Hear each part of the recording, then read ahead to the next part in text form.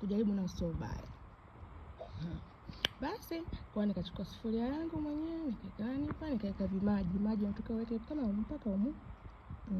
Kusana kunguo nitawaelezea ilikuwaje mpaka humu maji. Baada hapo nachukua ile sufuria yako sasa ambayo umeweka rojo. Hakikisha sufuria ambayo unawekea ni kubwa kuliko unawekea rojo ni ndogo kuliko ile ambayo unaweka ile maji. Kwa ukishaweka hapo ndo kama hivyo ndugu yangu, unaweka rojo lako. Nasema na ukiwa na hizi ndo nzuri zaidi, lakini kama hizi hauna sio sababu ya wewe kutokupika.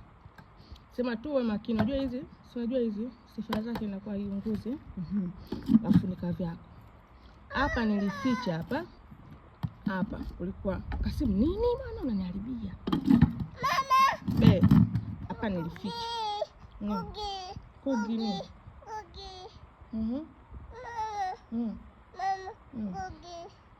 haya hapa nilificha, niliweka kidude hapa kwa nani karatasi. Kasimu ile karatasi iliyonyofu hapa iko ili tu upepo unajia. Kwa kuwa upepo utapita kidogo kidogo, lakini hapa nilikuwa sitaki utoke ili ive vizuri. Sawa? Mwenyewe ndo nilikuwa naamini katika hivi. Japokuwa na nini? Nasemaje? Method yangu inafanya kazi. Basi bwana, mimi nikasema ndio hivyo nikakaa tuseme kama dakika ngapi?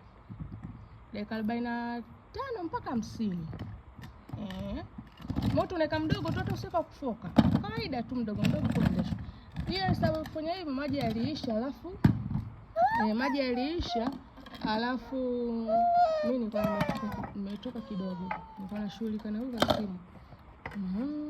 Maji yakaisha, kwa hiyo kananiwa yani karatasa ndio maji yameisha, kwa hiyo kateza kama inataka kuungua. Alikutana hawa sufuria hii na ikaungua, lakini haina shida. Ni kitu ambacho kisugua tu inatoka, haina neno kabisa. Ndio hivyo. Na hii